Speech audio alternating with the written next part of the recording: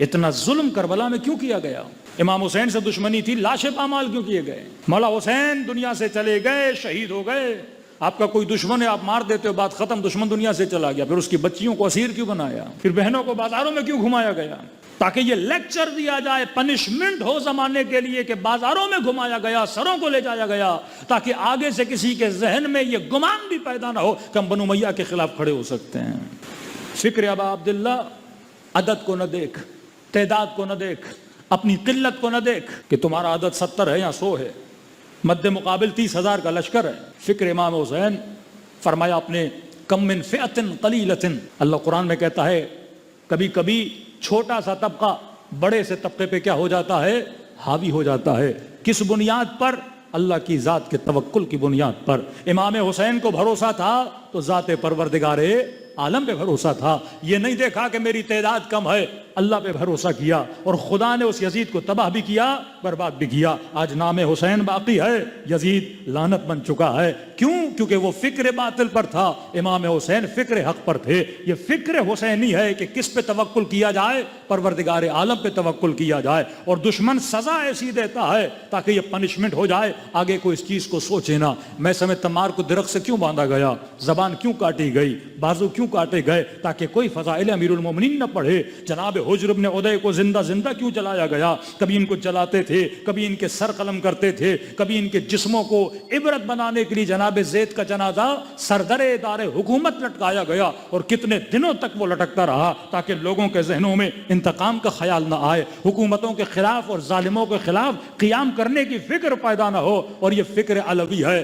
کہ شیعہ کبھی موت سے ڈرا نہیں کرتے۔ فکر حسینی کیا ہے؟ مولا حسین مدینے سے چل رہے ہیں، عبداللہ ابن زبیر، محمد ابن حنفیہ، سیدہ زینب کے شوہر عبداللہ ابن عمر، جتنے لوگ تھے، امام حسین کو کہہ رہے تھے اب کہاں جا رہے ہیں؟ یزید سے لڑیں گے، لشکر نہیں، تلواریں نہیں، یزید کا مقابلہ کیسے کریں گے؟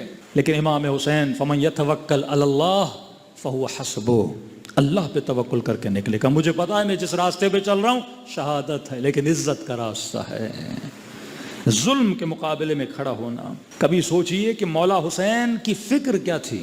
یہ عجیب ہے، ریڈیو نہیں، ٹی وی نہیں، میڈیا نہیں، نیوز پیپر نہیں، امام حسین کیا سوچ کے کربلا میں کھڑے ہوئے تھے؟ 100 لوگوں کے ساتھ 30,000 کے لشکر کے مقابلے میں۔ مولا اگر آپ شہید کیے گئے تو خبر کون پہنچائے گا کہ فرزند رسول شہید ہو گئے؟ مولا بات کیسے نکلے گی؟ کیونکہ مولا حسین کو ایک حصار میں کھڑا کر دیا، ایک بیاباں کے اندر۔ واقعہ 5 منٹ کے لیے سوچی، یزیدیوں نے امام حسین کو شہید کر دیا، وہیں پہ لاشوں کو دفنا دیتے اور چلے جاتے، کہتے ہمیں نہیں پتا کس نے مارا اور کہاں مارا گیا۔ کتنے لوگ امریکہ میں، کینیڈا میں، آسٹریلیا میں ان کے اوریجنز یا ریڈ انڈینز کو مارا گیا، ہزاروں کی تعداد میں، لاکھوں کی تعداد میں بھیڑ بکریوں کی طرح مار کے ان کو دفنا دیا گیا، دنیا کو پتا بھی نہیں ان کی لاشیں کہاں ہیں۔ کہ 1 سال پہلے کینیڈا میں 500 لاشیں نکلیں، اور آج آ کر ان گوروں نے معافی مانگی کہ بھائی ہمارے بڑوں نے مارا تھا تو ہم معافی چاہتے ہیں، کسی کو پتا بھی نہیں تھا کس طرح مارا، کس طرح دفنایا۔ تاریخ میں کتنے ہزار لوگ ہیں جو مر گئے لیکن کسی کو پتا نہیں۔ لیکن امام حسین کس فکر کے ساتھ کھڑے ہیں کہ مولا ایک جنگل اور بیاباں کے اندر ہے، آپ کو شہید کر دیا جائے گا، لاشیں دفنا دیے جائیں گے، دنیا کو کیسے پتا چلے گا؟ کَمَن یتق اللہ یجعل لہ مخرجا ویرزقہ من حیث لا یحتسب، جہاں سے تم نے سوچا بھی نہیں خدا وہاں سے راستہ بناتا ہے۔ کس طرح خدا نے پیغام حسین کو آگے بڑھایا۔ آج وجود شیعہ کسی معجزے سے کم نہیں ہے، کسی قوم کو اتنا نہیں مارا گیا جتنا تشیع کو مارا گیا ہے، جن کے سروں کی قیمتیں رکھی گئیں۔ آج ترکیہ میں اور شام میں یہ علوی فرقہ جو آپ سنتے ہیں، ان کو کہتے ہیں ایتام آل محمد، یتیمان آل محمد۔ پوچھو گے کتنے اماموں کو مانتے ہیں؟ علوی کہتے ہیں 12 امام۔ اماموں کے نام بتاؤ، 2 اماموں کے نام ان کو آتے ہیں، ایک امام حسین، ایک امام علی بن ابی طالب۔ شراب بھی پیتے ہیں، ہر گناہ کرتے ہیں، سب کچھ ان کو پتہ نہیں۔ یہ اسی زمانے میں کچھ پہاڑوں میں بھاگ گئے، کچھ کہاں چلے گئے، اس قدر ان پہ ظلم ہوا، آج ان کو پتہ بھی نہیں کہ ہماری اصلیت کیا ہے، ہماری حقانیت کیا ہے۔ جن کے سروں کی قیمتیں رکھی گئیں، جن کو اس قدر قتل کر دیا گیا، اور آج کے زمانے میں اقلیت میں آپ ہو لیکن دنیا فخر سے بولتی ہے کہ واقعاً اگر ظالم کے مقابلے میں کسی کے اندر جرأت سر اٹھانے کی، وہ علی بن ابی طالب کے چاہنے والے ہیں۔ ایک اسٹریٹجک پالیسی اسرائیل نے بنائی کہ میں ناقابل تسخیر ہوں، مجھے کوئی نہیں مار سکتا. 40,000 لوگوں کو مارنا مذاق نہیں ہے، لیکن کسی میں جرت نہیں، کیونکہ سب کے ذہنوں میں ایک فکر بٹھا دی گئی کہ تم اس طاغوت کے مقابلے میں کھڑے نہیں ہو سکتے، تم کمزور ہو. دولت، پیٹرول، پیسہ، کنگڈم سب کچھ ہے مسلمانوں کے پاس، لیکن فکر بٹھا دی گئی تم اس کا مقابلہ. سیم وہ فکر بٹھا دی گئی کہ یزید کے مقابلے میں کوئی کھڑا نہیں ہو سکتا. امام حسین نے اس فکر کو توڑا کہ 70 ہو یا 20 ہو یا 25 ہو، ظلم کے مقابلے میں کھڑا ہونا، جرت کا مظاہرہ کرنا اور خود کو رول ماڈل بنانا دنیا کے لیے. امام حسین کے بعد کتنے قیام ہوئے غسارات حسین کے نام سے. امام حسین ایک خط و نشان دے رہے ہیں. امریکہ کو کیا بولا جاتا ہے؟ سپر. مطلب آپ کے بچے کو پتا ہے، فکر ہے نا. یہ آج چھٹی کا بچہ، چوتھی کلاس میں بچہ، اس سے پوچھئے بھائی امریکہ کو سپر پاور. سپر پاور کی ٹرانسلیشن سب سے زیادہ پاور. بیٹا پاکستان کیا ہے؟ ایٹم بم ہے پر سپر پاور نہیں. فوجیں ہیں، لا الہ الا اللہ پڑھنے والے ہیں، نعرے تکبیر لگانے والے ہیں، سپر پاور تو ہم نہیں. کون ہے؟ ابا صاحب امریکہ. اب جب زبان سے خود ہی بول دیا سپر پاور تو کبھی سوچے گا سپر پاور کے مقابلے میں آنے کا. لیکن سر پہ امامہ رکھ کر 80 سال کا بزرگ نام سید علی خامنئی اپنی جوتیوں کے تلے سپر پاور کو رونگ کے بولتے ہیں کہ میں حسین کا ماننے والا ہوں، میرے لیے کوئی سپر پاور نہیں ہے. یہ فکر حسینی ہے. کوئی بڑا نہیں ہے کہ بولے، متکبر بنے، مغرور بنے، کہ جو چاہے کرے. کیا ہو ٹیبل پہ بیٹھو میرے ساتھ بات کرو.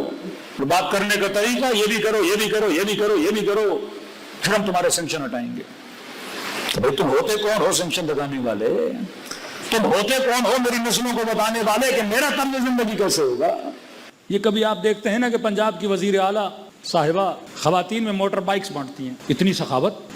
اور وہ بھی موٹر بائک دینا. وہ دینا ہے خواتین کو کوئی اسکول بنا کے دے دو، 4 گھر ان کو دے دو، 5 پلاٹ ان کو دے دو. نہیں، دینی ہے بائک. کہ ہم عورتوں کو آزاد کر رہے ہیں.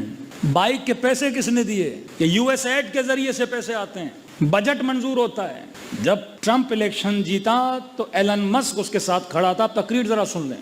500 ملین ڈالرز ایلن مسک نے انویسٹ کیے افریقن کنٹریز میں. For what? To promote LGBT. اتنا سخی ہو گیا Elon Musk. $500 million African country جن کے پاس کھانے کے لیے پیسہ نہیں، کا یہ پیسہ ہم دے رہے، وہاں پہ NGOs بنے. کس کو پروموٹ کیا جائے؟ اب شاید نئے بچوں کو پتا نہیں LGBT، مثلا مرد سے شادی کرے، عورت سے شادی کرے، ٹرانسجینڈر بنا دیے جائیں. پوری نسلوں کی فطرت کو کیا کیا جائے؟ بگاڑا جائے. آپ کے ملکوں میں بجٹ لائے جاتے ہیں یو ایس ایڈ کے ذریعے سے. ایک معاشرہ جس کے اندر حیا، جس کے اندر غیرت. اب 10 مولویوں سے اور مفتیوں سے پوچھیں گے مولانا بائک چلانا شرعن حلال ہے حرام ہے؟ کل میں بتا چکا کہ شریعت منیمم بتاتی ہے، اخلاق میکسیمم بتاتا ہے. اسلام میں ہے کہ عورت اپنے محرم کے ساتھ باہر نکلے، بچی بھی رہے گی، محفوظ بھی رہے گی. اب کسی کا محرم نہیں ہے وہ ایک الگ بات ہے، لیکن اصول کلی اب 100 خواتین ہیں، سب 95 کے محرم ہوں گے. کوئی 5-6 کیس ہوگا، یونیک کیسز. وہ اصول کلی نہیں ہوتا کہ سب پہ حاکم ہو جائے. اب ہمارا معاشرہ پاکستان یا انڈیا کئی بے حیائیوں سے بچا ایک چیز کی وجہ سے، اس کا نام ہے لباس. ایران کے رأس میں دا مین لیڈرشپ آیت اللہ مسعود خامنئی صاحب، کبھی خمینی صاحب. لیکن حجاب کے معاملے میں ایران بہت پیچھے چلا گیا. ریزن کیا تھا؟ لباس. چادر تو پہنا دی پر اندر کا لباس کیا تھا؟ مغربی لباس تھا. وہ اپنے کلچر کو پروموٹ، کیونکہ کلچر شہنشاہیت نے پہلے سے ہی تباہ و برباد کر دیا تھا. جیسے آپ کے یہاں ایک فیشن شو ہوتا ہے تو پاکستانی کلچر کا لباس اس فیشن شو میں آتا ہے. تو ایرانیوں کے پاس کوئی اپنا فیشن ہے ہی نہیں. جتنا وہاں لباس آتا ہے وہ ترکی سے امپورٹ ہوتا ہے. ترکیہ کس کو فالو کرتا ہے؟ مغرب کو فالو کرتا ہے. کبھی گھومنا نصیب ہو ترکی چلے جائیے، ہاتھ میں ایک مائک لیجئے گا، کسی بھی ترکی بندے کو پکڑ کے پوچھئے کلمہ پڑھ کے سنا دو، کسی کو نہیں آتا. روزہ رکھتے ہیں، افطاری میں شراب پیتے ہیں. تو یہ ترکی کا ہے. کبھی آپ یورپ جائیں تو پتہ چلے نا یہ ترکوں کا ہوٹل ہے، ریسٹورنٹ ہے، تو مسلمان گھس جاتے ہیں کھانا کھانے کے لیے. بھائی ترک ہیں، مسلمان ہیں. اور اس ریسٹورنٹ والے سے پوچھو گے کہ مرغی بھی ہے وہاں پہ، اب ظاہر مرغی ہے تو پوچھو گے حلال ہے؟ بولے گا بھائی حلال ہے، کھانا حلال ہے. اب اس کا مطلب حلال سے یہ ہے کہ مرغی حلال ہے، اس کا مطلب یہ نہیں کہ کٹائی حلال ہے. وہ کہتے ہیں حلال سے مطلب خنزیر نہیں ہے، سور نہیں ہے، مرغی ہے. کٹائی اس کی وہی ہے جو کافروں والی کٹائی ہے. کیونکہ اس قدر ان کے دین کو تباہ و برباد کر دیا. کلچر گیا تو دین گیا. مسجدیں خوبصورت، کرتیں بڑی اچھی، لیکن کسی بھی جوان سے پوچھو اردو کا ایک محاورہ ہے کہ کوئی بندہ کہتا ہے تمہارا منہ لال فطرتن تمہارا رنگ و چہرہ لال ہے اور میرا نہیں ہے تو میں اپنے منہ پہ چپیڑے مار کے تو اس سے زیادہ لال کروں گا. تو ان کا یہ مثال ہے کہ انہوں نے انگریزوں کو کہا کہ تم بے حیا ہو پر ہم فطرتن نہیں ہیں پر اتنا کر کے دکھائیں گے کہ تم سے بھی 2 قدم آگے چلے جائیں گے. اور واللہ یہ آگے ہیں. اب وہ پورا کلچر امپورٹ ہوا, ان کا لباس امپورٹ ہوا, اوپر سے تو چادر, لیکن انٹرنل کلچر کیا تھا؟ مغربی کلچر. آپ کا معاشرہ بچا کس چیز کی وجہ سے؟ کیونکہ ہندوؤں کے مذہب میں حیا ہے, وہ جن کو آپ سنسکار بولتے ہیں, بڑوں کا ادب, ماں کا ادب, بیوی کے لیے بولا گیا وہی جو شوہر مجازی خدا ہے, مختلف مثالیں مختلف دی جاتی ہیں. کبھی آپ نے انڈیا پاکستان میں نہیں دیکھا ہوگا کہ خاتون جب موٹر بائک پہ بیٹھتی ہے, پاکستان میں بیٹھنے کا انداز ہی الگ ہے, کیونکہ اس کلچر میں کیا تھا؟ حیا تھا. اب اگر کلچر میں کوئی چیز ہے تو اسے کیا بولا جاتا ہے؟ ٹیبو. اب اس ٹیبو کا کیا کرو؟ مقابلہ کرو. پھر اس کے لیے ایڈ دی جاتی ہیں معاشرے کو خراب کرنے کے لیے, این جی اوز بنائی جاتی ہیں کلچر کو تباہ و برباد کرنے کے لیے. مسلمان بچے زیادہ پیدا کرتے ہیں, پھر این جی اوز بنی, پھر گاؤں گاؤں میں گئے, پھر فری میں چیزیں بانٹنے لگے تاکہ فکر کو کیا کیا جائے؟ بدلا جائے. اب اس کے نام سے موٹر بائک بانٹی گئی.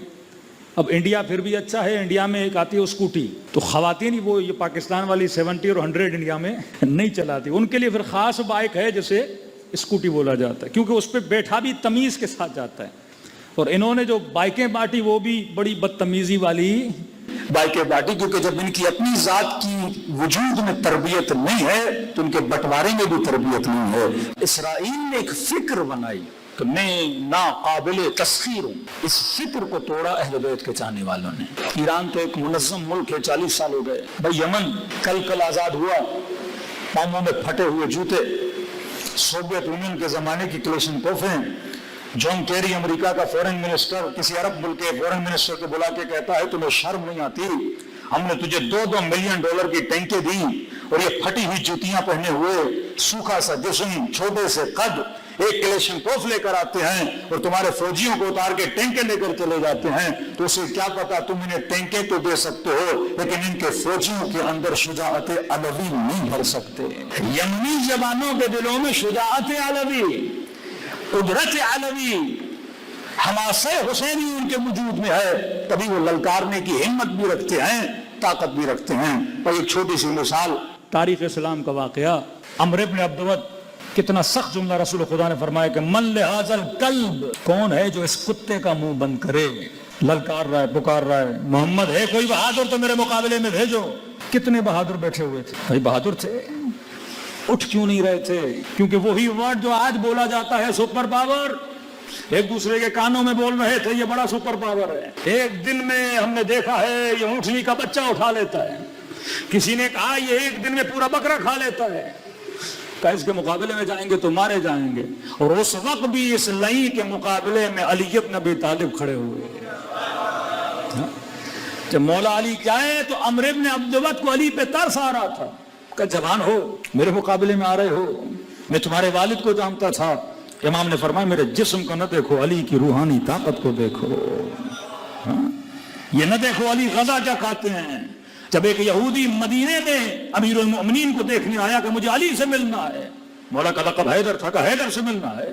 کسی نے اشارہ کیا وہ جو مسجد کے دروازے کے کنارے پہ بیٹھا ہے وہ علی ہے. کہ نزدیک آیا تو مولا کھانا کھا رہے تھے, کیا دیکھا پانی ہے, سوکھی روٹی ہے, ڈبو رہے ہیں اور کدو کھا رہے ہیں.